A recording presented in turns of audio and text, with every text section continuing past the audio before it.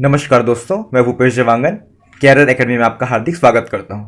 और अब सबसे पहले आप सभी को हिंदू नववर्ष और चैत्र नवरात्रि की ढेर सारी शुभकामनाएं। माता रानी आपकी सभी मनोकामनाएं। उसके बाद हमारा जो नोट्स है वो पीडीएफ के रूप में टेलीग्राम में या व्हाट्सएप में प्राप्त हो जाएगा। ठीक है, तो शुरू करते। पिछले क्लास में पढ़े थे पाषाण काल के अंतर्गत पूरा पाषाण काल, मध्य पाषाण काल और नवपाषाण काल। हम लोग सबसे पहले समझ लेते हैं पुरातात्विक स्रोत। पुरातात्विक स्रोत मतलब बता दिया था मैंने, ये जो खुदाई हुई है उससे प्राप्त होते हैं सिक्के, मुहर, स्मारक, मूर्ति, जो भी है। ठीक है ना, याद रखेंगे। पुरातात्विक को इंग्लिश में क्या बोलते हैं? आर्कियोलॉजिकल बोलते हैं। क्या बोलते हैं? आर्कियोलॉजिकल बोला जाता है, याद रखेंगे, मोस्ट इंपॉर्टेंट है। क्या बोल रहा हूँ मैं? आर्कियोलॉजिकल। पुरातात्विक के जनक कौन है?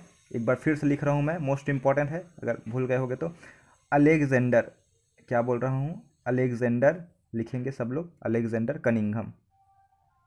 कनिंघम मोस्ट इंपॉर्टेंट है, अलेक्जेंडर कनिंघम। चलिए आगे बढ़ते हैं अब। प्राचीन भारतीय इतिहास के स्रोत पुरातात्विक साक्ष्य में हम लोग उसका पढ़े बस थे, सिक्के हैं, स्मारक है ये, लेकिन इसके अंतर्गत हम लोग पढ़ लेते हैं डिटेल से। अभिलेख। अभिलेख मतलब बता दिया था, जो पत्थर या धातु पर जो लिखा जाता था, उकेरा जाता था, उसी को हम लोग अभिलेख बोलते हैं। अभिलेख किसी ठोस वस्तु जैसे लिखा हुआ है, अभिलेख किसी ठोस वस्तु जैसे पत्थर, धातु या मिट्टी के बर्तन पर उत्कीर्ण लेख होते हैं। अभिलेखों का अध्ययन मोस्ट इंपॉर्टेंट है। अभिलेखों का अध्ययन क्या कहलाता है? इपिग्राफी कहलाता है, मोस्ट इंपॉर्टेंट। ये क्वेश्चन मैं दूंगा इसको, एग्जाम में भी आता है ये क्वेश्चन। अभिलेखों का अध्ययन इपिग्राफी कहलाता है। प्राचीन समय में कागज नहीं होते थे, इसलिए राजा जो है पत्थर व धातु पर लिखकर अपने इतिहास को स्थायित्व रखने के लिए इसमें लिखते थे, ताकि आगे भी इन्हें पढ़ा हुआ देखा जा सके। क्लियर है? अब देखते हैं हम लोग आगे अभिलेखों के प्रकार। एक होता है शिला अभिलेख। शिल मतलब होता है पत्थर पे लिखा जाता था। स्तंभ, स्तंभ मतलब जो खंभा होता है उस पर लिखा जाता था। और तीसरा क्या है जी, बताइए आप लोग? तीसरा है इसमें गुहा लेख। गुहा मतलब होता है गुफा। क्या होता है? गुहा मतलब होता है गुफा। और स्तंभ मतलब खंभा होता है। ठीक है, और शिला मतलब पत्थर होता है। ये गुफा दिख रहा है, देखिए। चलिए आगे देख लेते हैं इसमें। देखिए ये जो दिख रहा है लंबा खंभा, ये क्या है? यही स्तंभ लेख, इसमें लिखा हुआ है, देखिए बहुत सारा। ठीक है ना, तो ये क्या है? पत्थर है, शिला लेख है, लिखा हुआ है। इसको क्यों लिखा जाता था? क्योंकि अभी हम लोग मान लो ताजमहल ही जाते हैं और कोई मंदिर जाते हैं, उसमें लिखा रहता था। उस इससे क्या है, जो पुराने जो ज़माना था या इतिहास था, हमारे पुराने पुराने काल का इतिहास है, उसके बारे में हमको जानकारी प्राप्त होती है। सिर्फ वही है, देखिए लिखा हुआ है, शिलालेख में लिखा हुआ है, पत्थर में लिखा हुआ है। सिक्के मेन याद रखेंगे, सिक्के। सिक्के से भी जानकारी प्राप्त हुई है। देखिए सिक्के में क्या दिख रहा है? इसमें त्रिशूल टाइप हथियार दिख रहा है, देख लीजिए यहाँ पे।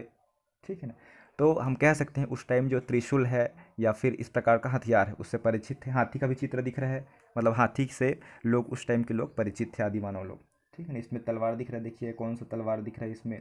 और इसमें लिपि भी दिख रही है कुछ कुछ, लेकिन इसको पढ़ा नहीं जा सका है, याद रखेंगे। ठीक है, आगे देखते हैं। अभिलेख स्मारक भवन के अतिरिक्त इसमें मेन इंपॉर्टेंट याद रखेंगे, सिक्कों का अध्ययन मोस्ट इंपॉर्टेंट है। अभिलेखों का अध्ययन क्या कहलाता था? इपिग्राफी। और सिक्कों का अध्ययन तो कहलाता है न्यूमिस्मेटिक्स, याद रखेंगे। किसकी बात कर रहे हैं? सिक्कों का अध्ययन को क्या बोलते हैं? मुद्रा शास्त्र या न्यूमिस्मेटिक्स, मोस्ट इंपॉर्टेंट है। पुराने सिक्के किससे बनते थे? तांबे, चांदी, सोने और शीशे के बनते थे। चलिए आगे देखते हैं, नोट करते चलेंगे ना आप लोग पॉज करते हुए। और एक मोस्ट इंपॉर्टेंट फैक्ट है पुरातात्विक साक्ष्य। सिक्के के अंतर्गत देखते हैं हम लोग सबसे अधिक शुद्ध सिक्के। शुद्ध किसके बात कर रहे हैं? सोने के सिक्के। शुद्ध सोने के सिक्के किसने जारी किया है? तो याद रखेंगे कुषाण शासकों ने। हम लोग पढ़ेंगे कुषाण के अंतर्गत जो प्रमुख शासक रहे हैं, कनिष्क नाम पढ़ेंगे हम लोग, सुने भी होंगे आप लोग, पढ़े होंगे तो इंडियन हिस्ट्री। कनिष्क नामक राजा के बारे में हम लोग पढ़ेंगे कुषाण वंश में। तो याद रखेंगे सबसे अधिक शुद्ध सोने की बात कर रहे हैं, तो सबसे अधिक शुद्ध सोने कौन जारी किया था? तो कुषाण शासकों ने। और सबसे अधिक सोने के सिक्के, शुद्ध रहे या ना रहे उससे कोई मतलब नहीं, लेकिन सोने के सिक्के रहना चाहिए, तो किसने जारी किया है? वो है गुप्त शासकों ने। मोस्ट इंपॉर्टेंट याद रखेंगे, लिखते चलेंगे ना साथ में। गुप्त शासकों ने सबसे अधिक सोने के सिक्के जारी किए हैं। और सर्वाधिक शुद्ध की बात करें तो कुषाण है। और सबसे अधिक सिक्के की बात करें, सिक्के मतलब इसमें कोई स्पेसिफिक नहीं दे रहे हैं कि ये सोना का है, चांदी का है या शीशा का है। तो सबसे अधिक सिक्के बात करेंगे तो मौर्योत्तर काल में मिले हैं, याद रखेंगे। मौर्य उत्तर मतलब मौर्य काल के बाद मिला है। क्लियर है आप सभी को? चलिए आगे बढ़ते हैं। पुरातात्विक स्रोत में मूर्तियाँ देखते हैं। मूर्तियों में चित्रकला, मृदभान, इसमें ज़्यादा कुछ इंपॉर्टेंट नहीं है। जो इंपॉर्टेंट है उसको मैं बता दे रहा हूँ। जैसे इससे क्वेश्चन आता है शैलियाँ से। मूर्ति निर्माण की जो शैली होती है मंदिर निर्माण की, वो 3 प्रकार की शैली है मुख्यतः। जो उत्तर भारत है, उत्तर भारत में कौन सी शैली होती है? उत्तर भारत को बोलते हैं हम लोग नागर शैली। और मध्य भारत है हमारा छत्तीसगढ़ का, उसको क्या बोलते हैं बताइए आप लोग। उसमें भी नागर शैली है, या बीच बीच में क्या है द्रविड़ शैली भी है। और दक्षिण साइड, जो दक्षिण साइड है उधर क्या है द्रविड़ शैली मोस्ट इंपॉर्टेंट है। जैसे उत्तर भारत में लिखा हुआ है नागर शैली, दक्षिण भारत में द्रविड़ शैली। और दक्षिणापथ मतलब हमारा जो छत्तीसगढ़ मध्य प्रदेश का इलाका है, बीच वाला इलाका है, उसमें क्या है बेसर शैली का प्रयोग किया जाता है, मोस्ट इंपॉर्टेंट है। इसके बाद हम लोग अगला अगला क्लास करेंगे, उसमें हम लोग संस्कृति के बारे में पढ़ेंगे कि मंदिर निर्माण की कला में नागर शैली, द्रविड़ शैली और बेसर शैली इसके इसकी क्या विशेषता है, कैसे पहचानेंगे हम। गुंबद है, इसके मैदान, इसका द्वार कैसे होता था, दरवाज़ा, ये सब तमाम चीज़ें हम लोग पढ़ेंगे। लेकिन आप अभी सिर्फ ये जानिए कि उत्तर भारत में नागर शैली का प्रयोग किया जाता था, दक्षिण भारत में द्रविड़ शैली, और दक्षिणापथ या बीच वाले भाग है भारत का उसमें बेसर शैली का उपयोग किया जाता था। अभी इस बार 2023 का CGPSC परीक्षा था, उसमें आया हुआ था इसमें से कौन सा मंदिर बेसर शैली का उदाहरण है। तो एक हम लोग क्वेश्चन पढ़े हुए हैं आप लोग भी, होयसल मंदिर। होयसल मंदिर कहाँ है, कर्नाटक में, होयसलेश्वर मंदिर, वो जो है बेसर शैली में बना हुआ है। ठीक, बेसर शैली याद रखेंगे, मूलतः बेसर शैली जो है वो किसका सम्मिश्रण है, तो याद रखेंगे नागर प्लस द्रविड़ का। नागर प्लस द्रविड़ का जो मिला जुला रूप क्या कहलाता है जी, बेसर शैली कहलाता है। चलिए आगे देखते हैं। अब ये लिखा हुआ है, सिक्के, स्मारक, भवन सब बने हुए हैं, इसमें ज़्यादा कुछ इंपॉर्टेंट नहीं है। इतिहास के बारे में मैंने बता चुका था, इसको भी पढ़ चुके हैं। अब बात करते हैं हम लोग प्राचीन इतिहास के स्रोत, ये भी हो गया है, एक बार देख लीजिएगा, कुछ अलग है तो, बाकी तो सब हो गया है, पढ़ लिए हैं।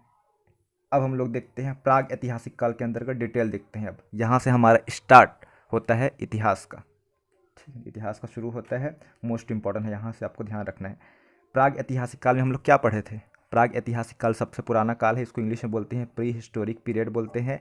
इस काल में मानव किसी लिपि से नहीं जानता था। इस काल की जानकारी हमें किससे प्राप्त होती है, अवशेष से प्राप्त होती है, पुरातात्विक स्रोत से। ठीक है, प्राग ऐतिहासिक काल को कितने भागों में बांटा गया है, 2 भागों में पढ़ चुके हैं, पाषाण काल और ताम्र पाषाण काल। ठीक है, पाषाण काल के अंतर्गत हम लोग पढ़े हैं पूरा पाषाण काल, मध्य पाषाण काल और नवपाषाण काल। पूरा पाषाण काल में हम लोग क्या पढ़े हैं, सबसे पुराना काल था जिसमें जो है आग की खोज हुई है। और मध्य पाषाण काल में क्या पढ़े हम लोग, पशुपालन की खोज हुई है इसमें। और थर्ड जो है क्या हुई है, कृषि। और कृषि जो है, कृषि इन लोग करने लगे अपने आजीविका के साधन के रूप में। फिर इसको माल को ले जाना पड़ेगा बेचने के लिए, तो उसके लिए क्या है इन लोग पहिए का आविष्कार किए माल ढोने के लिए। ठीक है, आगे देखते हैं अब इसमें पाषाण काल, मोस्ट इंपॉर्टेंट फैक्ट है, याद रखेंगे। भारत में पाषाणकालीन सभ्यता की खोज किसने की है सर्वप्रथम, याद रखेंगे। चलो सन को याद नहीं करते हैं तो भी चल जाएगा, लेकिन Robert Bruce Foote, most important है। क्या लिखा है, रॉबर्ट ब्रूस फूट ने पाषाणकालीन सभ्यता की खोज की है, मोस्ट इंपॉर्टेंट। उसके बाद मैंने बार बार बताया था भारतीय पुरातत्विक का पिता किसे कहा जाता है, या जनक, सर अलेक्जेंडर कनिंघम। यहाँ पे लिखा हुआ है, देख लीजिए एक बार, सर अलेक्जेंडर कनिंघम। अध्ययन की दृष्टि से पाषाण काल को कितने भागों में बांटा गया है, 3 भागों में। इसको पढ़ चुके हैं, पूरा पाषाण काल, मध्य पाषाण काल और नवपाषाण काल। क्लियर है आप सभी को। चलिए आगे देखते हैं, इसका इंग्लिश नाम याद कर लेंगे ना। पूरा पाषाण काल को क्या बोलते हैं, पेलियोलिथिक पीरियड। मध्य पाषाण को मिजी म से ही स्पष्ट है, मेजोलिथिक। और नवपाषाण काल को न से। क्लियर है, तीनों अपने अपने शब्द से है, माँ से इधर मिजो है, न से इधर नियो है, और पूर्व से क्या है, पेलियो है। चलिए आगे देखते हैं, पूरा पाषाण काल देख लेते हैं। पूरा पाषाण काल यह इतिहास का सबसे प्रारंभिक था, याद रखेंगे, सबसे प्रारंभिक समय था। इस काल की अवधि, इसको याद करने की उतना ज़्यादा ज़रूरत नहीं है, 20 लाख से 12,000 ईसा पूर्व। सबसे पहले आपको बताना चाहूँगा, आप कन्फ्यूज़ होंगे तो ईस्वी और ईसा पूर्व में अंतर क्या है जी, समझ लेते हैं, ध्यान देंगे। ईसा मसीह के जन्म के जो पहले का जो काल है उसको हम लोग क्या बोलते हैं, ईसा पूर्व बोलते हैं। और ईसा मसीह के जन्म के बाद का काल है उसको हम लोग ईस्वी बोलते हैं। क्लियर है, तो ईस्वी में लिखेंगे तो कैसे बढ़ेगा ये, जैसे 100 साल आगे बढ़ाएंगे तो 300 से 400 ईस्वी लिखेंगे। ठीक है, और अगर ईसा पूर्व की बात करेंगे, मान लो यहाँ पे है 400, मान लो 400 ईसा पूर्व है, हम लोग 100 साल आगे बढ़ना चाहेंगे, ईसा पूर्व की बात कर रहे हैं, तो कैसे बढ़ेंगे, उल्टा बढ़ेंगे, 300 ईसा पूर्व। ये क्या है, घटते घटते बढ़ते जाएगा। देखिए इसके बाद क्या होगा, 200 ईसा पूर्व होगा, फिर 100 ईसा पूर्व होगा, फिर 1 ईसा पूर्व होगा, उसके बाद फिर आगे बढ़े गए 2 3 ऐसे करके। जैसे एक एग्जांपल और समझाना चाहता हूँ, एक प्रकार से आप गणित में पढ़ते हैं -4 -3 -2 -1 0 1 2। जैसे हम लोग -5 है, उसके बाद 1 बढ़ाएंगे तो -4 बातें इधर बढ़ते जाता है ना, उसी प्रकार हालांकि आपको लगेगा कि 4 तो कम है, लेकिन माइनस की बात हो रही है इसमें, ये क्या है बढ़ते जा रहा है इधर, फिर एक लेवल में 0 में समांतर हो गया, फिर आगे बढ़ेगा आराम से। उसी प्रकार ईसा पूर्व और ईसवी है। समझ नहीं आएगा तो आप लोग कमेंट करिएगा, मैं शॉर्ट्स के माध्यम से इसको फिर से समझा दूंगा। लेकिन अभी फिलहाल हम लोग को पढ़ना है पूरा पाषाण काल। इसी समय मानव को क्या बोला जाता था? पूरा पाषाण काल के समय आदि मानव बोला जाता था। मोस्ट इंपॉर्टेंट क्या बोला जाता था? आदि मानव कहा जाता था। चलिए आगे देखते हैं, पूरा पाषाण काल में विशेषता क्या थी? तो मोस्ट इंपॉर्टेंट है, इस काल में मानव का जीवन क्या है? अस्थिर था, मतलब स्थिर नहीं था, एक जगह इन लोग रहते नहीं थे, रहना नहीं होता था। इन लोग अपनी आजीविका चलाने के लिए, खान पान के लिए इन लोग मूलतः शिकार पे ही निर्भर थे। जानवरों को मारना, उसको खाना, इसमें निर्भर थे। इन लोग स्थायी निवास नहीं बनाते थे। स्थायी निवास क्यों नहीं बनाते थे? क्योंकि एक जगह इनका ठिकाना रहता नहीं था, एक जगह इन लोग अपना जो शिकार है नहीं कर पाते थे, इसलिए बदल बदल के रहते थे। वही लिखा हुआ है, इस काल में मानव जीवन अस्थिर रहता था। शिकार जो है वह प्रमुख भोजन रहता था, संग्रह करना। इस समय मानव जो है खाना बदोश, सिंपल स्पष्ट है बता रहा हूँ।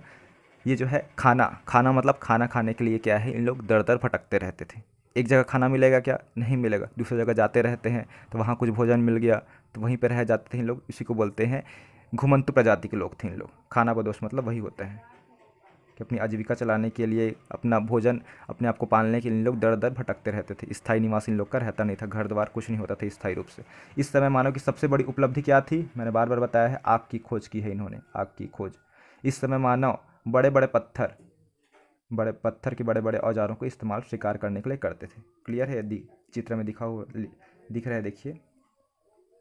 तो औजार क्या है? इस समय धातु के औजार नहीं होते थे, पत्थर को इन लोग तराश के इसको नुकीला बनाते थे और इसी को औजार की तरह इसको यूज़ करते थे। इसी काल में मनुष्य ने सर्वप्रथम चित्रकारी करना भी आरंभ किया है। मोस्ट इंपॉर्टेंट, किस काल में बात कर रहा हूँ मैं? पूरा पाषाण काल में, ना कि पाषाण काल में। पूरा पाषाण काल के बारे में हम लोग पढ़ रहे हैं। भीमबेटका गुफाओं में इस चित्र के देखने को मिलते हैं। मोस्ट इंपॉर्टेंट याद रखेंगे, पूरा पाषाण काल की जानकारी कौन सी गुफा से प्राप्त होती है? तो याद रखेंगे भीमबेटका की गुफा। ये गुफा कहाँ स्थित है जी बताइए? एमपी में स्थित है। मोस्ट इंपॉर्टेंट, मध्य प्रदेश में स्थित है भीमबेटका की गुफा। ठीक है, धन्यवाद। आज ये वाले वीडियो में यहीं तक करते हैं, वीडियो लंबा हो जाएगा अदरवाइज। ठीक, थैंक यू।